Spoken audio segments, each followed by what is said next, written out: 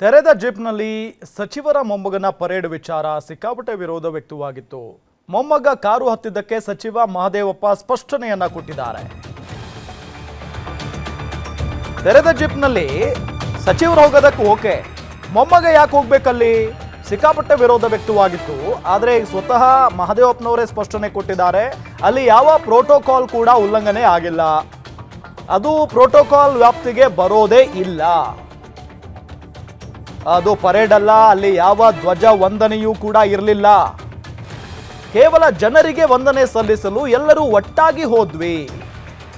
ದಸರಾ ಆಚರಣೆ ಬಗ್ಗೆ ಗೊತ್ತಿಲ್ಲದವರು ಸುದ್ದಿಯನ್ನ ಹಬ್ಬಿಸ್ತಾರೆ ಅಷ್ಟೇ. ಮೈಸೂರಿನಲ್ಲಿ ಡಾಕ್ಟರ್ ಎಚ್ ಸಿ ಮಹದೇವಪ್ಪ ಸ್ಪಷ್ಟನೆಯನ್ನ ಕೊಟ್ಟಿದ್ದಾರೆ ನೋಡಿ. ನಂದಿ ಕಂಬಕ್ಕೆ ಪೂಜೆ ಮಾಡಾದ್ಮೇಲೆ ಅಲ್ಲಿಂದ ವಾಪಸ್ಸು ನಮ್ಮ ಸ್ಥಳಕ್ಕೆ ಬಂದು ಕೂತ್ಕೋತೀವಿ. ಅದರಲ್ಲಿ ಪ್ರೋಟೋಕಾಲು ಇಲ್ಲ, ಸಲ್ಯೂಟ್ ರಿಸೀವ್ ಮಾಡೋದಿಲ್ಲ. ಯಾವ ಕಾರು ಯಾರು ಹೆಂಗೆ ಬೇಕಾದ್ರೂ ಹೋಗ್ಬೋದು. ಸುಮ್ಮನೆ ಹೋಗೋ ಬದಲು ಜನ ಅಷ್ಟೊಂದು ಅಸಂಖ್ಯಾತ ಜನ ಸೇರಿದ್ದಾರೆ.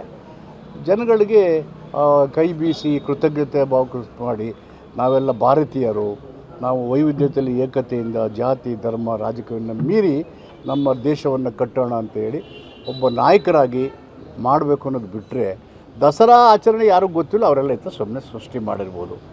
ಆ ಹುಡುಗ ಬಂದೋದಕ್ಕೂ ಆ ಮಗು ಬಂದೋದಕ್ಕೂ ಪ್ರೋಟೋಕಾಲು ಇಲ್ಲ, ಸೆಲ್ಯೂಟೂ ಇಲ್ಲ. ಅದು ಬಿಟ್ಟರೆ ಅಲ್ಲಿ ಯಾವ ಉಲ್ಲಂಘನೆಯೂ ಆಗಿಲ್ಲ, ಆಗೋಕ್ಕೆ ಸಾಧ್ಯವೂ ಇಲ್ಲ.